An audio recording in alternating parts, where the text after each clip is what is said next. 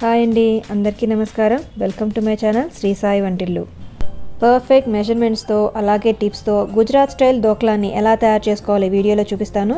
Skip చేయకుండా video చివరి వరకు చూడండి. ముందుగా దీనికోసం 1 కప్పు శనగపిండి తీసుకుని జల్లెడలో వేసి జల్లించుకోవాలి.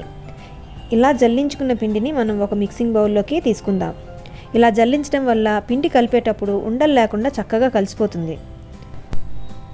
ఇప్పుడు ఒక మిక్సీ జార్లోకి చిటికెడు పసుపు, 1 టేబుల్ స్పూన్ కార్న్ఫ్లవర్, 2 టేబుల్ స్పూన్ల పంచదార, రుచికి సరిపడినంత ఉప్పు, అలాగే 2 టేబుల్ స్పూన్ల నిమ్మరసాన్ని యాడ్ చేసుకోవాలి. నిమ్మరసాన్ని తరకలు లేకుండా వడకట్టి తీసుకోవాలండి. ఇప్పుడు 1 టేబుల్ స్పూన్ ఆయిల్ని అలాగే 1/2 కప్పు నీళ్ళని దీంట్లోకి యాడ్ చేసుకుని గ్రైండ్ చేసుకోవాలి. వీటిని డైరెక్ట్గా కూడా పిండిలో కలుపుకోవచ్చండి, కానీ ఇలా గ్రైండ్ చేసి వేస్తే పిండిలో తొందరగా అలాగే ఈజీగా కలిసిపోతాయి అన్నమాట. ఇప్పుడు కొంచెం కొంచెంగా నీళ్లు పోసుకుంటూ కలుపుకోవాలి. ఒక్కసారే పోయకూడదండి, కొంచెం కొంచెంగా వాటర్ని పోస్తూ కలుపుకోవాలి.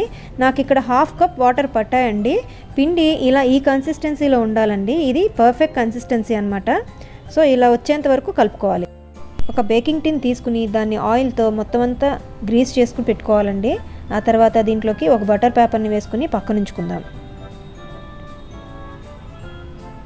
ఇప్పుడు అడుగు మందంగా ఉన్న ఒక పెద్ద గిన్నెలోకి 2 నుంచి 3 కప్పుల నీళ్ళని యాడ్ చేసుకుని ఒక 10 నిమిషాల పాటు ప్రీహీట్ చేసుకోవాలి.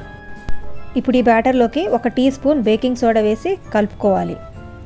బేకింగ్ సోడా వేశాక బ్యాటర్ కొంచెం కలర్ చేంజ్ అవుతుంది, అలాగే ఫ్లఫీగా కూడా అవుతుందండి.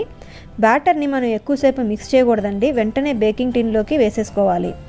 లేదంటే దీనిలో ఉన్న ఎయిర్ బబుల్స్ అనేవి రిలీజ్ అయిపోయి ధోక్లా అనేది పొంగదు. ఇప్పుడు దీన్ని ప్రీహీట్ చేసిన గిన్నెలో పెట్టి ఒక 15 మినిట్స్ బేక్ చేసుకోవాలి. బ్యాటర్ పెట్టాక హీటింగ్ అనేది ఎప్పుడు స్టార్ట్ చేయకూడదండి. ప్రీహీట్ చేశాకే ధోక్లా బ్యాటర్ని దాంట్లో పెట్టాలి. అప్పుడే మీకు ధోక్లా అనేది పర్ఫెక్ట్గా వస్తుంది. ఇప్పుడు దీంట్లోకి టూత్ పిక్ పెట్టి చూద్దాము. తడేమీ లేదు కదండి, అంటే ఇది పర్ఫెక్ట్గా బేక్ అయిపోయింది. ఇప్పుడు దీన్ని తీసి పక్కన పెట్టుకుందాం. ఇప్పుడు ట్యాంపరింగ్ కోసం ప్యాన్ పెట్టి దానిలోకి 2 టేబుల్ స్పూన్ల ఆయిల్ని వేసుకుందాం.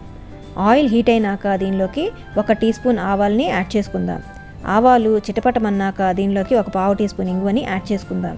ఆ తర్వాత కట్ చేసుకున్న 2 పచ్చిమిర్చిని దీంట్లోకి యాడ్ చేసుకోవాలి. అలాగే 10 నుండి 12 కరివేపాకు రబ్బల్ని దీంట్లోకి యాడ్ చేసుకుందాం.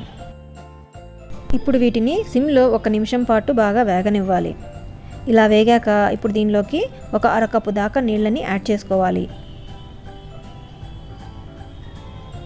నీళ్లు కొంచెం వేడెక్కాక దీనిలోకి 1 టేబుల్ స్పూన్ పంచదారని యాడ్ చేసుకుందాం. ఇప్పుడు ఈ పంచదార అంతా కరిగేంత వరకు బాగా కలుపుకోవాలి. షుగర్ మెల్ట్ అయిపోయింది కదా. ఇప్పుడు ఈ వాటర్ని బాయిలింగ్ అయ్యేంత వరకు హీట్ చేసుకోవాలి. ఆ తర్వాత స్టవ్ ఆఫ్ చేసుకుందాం. ఇప్పుడు దీనిలోకి కట్ చేసి పెట్టుకున్న కొత్తిమీరని యాడ్ చేసుకుందాం. అలాగే ఒక మీడియం సైజ్ నిమ్మకాయ రసాన్ని కూడా దీంట్లోకి యాడ్ చేసుకుందాం. ఇప్పుడు ఈ నిమ్మరసం అంతా దీంట్లో కలిసేలాగా 1 నిమిషం బాగా కలుపుకోవాలి. ఇలా కలుపుకుని పక్కనుంచుకుందాం. ధోక్లా కూల్ అయిపోయింది కదా, దీన్ని డిమోల్డ్ చేసుకుందాం. బటర్ పేపర్ వేయటం వల్ల ఇది ఈజీగానే వచ్చేస్తుంది. చూసారా ఎంతో మాయిస్ట్గా ఉందో, చాలా సాఫ్ట్గా అలాగే ఫ్లఫీగా కూడా ఉంది. పర్ఫెక్ట్గా వచ్చింది. దీన్ని ఇప్పుడు మనం పీసెస్ కింద కట్ చేసుకుందాం. మనం ధోక్లాని బేక్ చేసేప్పుడు అది బాగానే రైజ్ అయ్యి డిమోల్డ్ చేశాక ఒక్కొక్కసారి అది డెన్స్గా అయిపోయి హార్డ్గా అయిపోతుంది కదా, అలా అవ్వకుండా ఉండటం కోసమే నేను ఇక్కడ కార్న్ఫ్లోర్ని యూజ్ చేశానండి.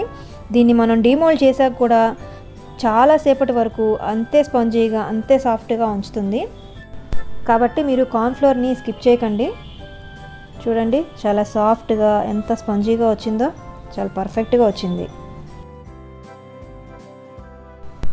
ఇప్పుడు దీనికి టెంపరింగ్ వాటర్ని అప్లై చేద్దాము. అన్ని పీసెస్కి పట్టేలాగా సమానంగా వాటర్ని అప్లై చేద్దాం. ఫస్ట్ ఒక 1/2 వాటర్ని అప్లై చేయాలండి. ఈ వాటర్ అంతా అది అబ్జర్వ్ చేసేసుకుంటుంది. ఒక 10 మినిట్స్ తర్వాత మిగిలిన 1/2 వాటర్ అంతా కూడా దీనికి అప్లై చేసేద్దాం. ఇది శనగపిండి కదండి, వాటర్ అంతటిని అబ్జర్వ్ చేసేసుకుంటుంది. వాటర్ అప్లై చేయకముందు ఎంత సాఫ్ట్గా ఎంత స్పంజీగా ఉందో, అప్లై చేశాక కూడా అంతే సాఫ్ట్గా అంతే స్పంజీగా ఉంది. చూసారు కదా, అంతే అండి. పర్ఫెక్ట్ మెజర్మెంట్స్తో చిన్న చిన్న టిప్స్ని ఫాలో అవుతూ ఎంతో టేస్టీగా ఉండే గుజరాత్ స్టైల్ ఖమన్ ధోక్లాని చాలా ఈజీగా అలాగే పర్ఫెక్ట్గా తయారు చేసేస్తున్నాం కదా. మరి మీరు కూడా మీ ఇంట్లో రెసిపీని ట్రై చేసి మీకు ఎలా కుదిరిందో నాకు కామెంట్స్లో షేర్ చేయండి. Thanks for watching. మీకు కనుక ఈ వీడియో నచ్చినట్టయితే లైక్ చేయండి, అలాగే షేర్ చేయండి. తప్పకుండా నా ఛానల్ని సబ్స్క్రైబ్ చేయండి.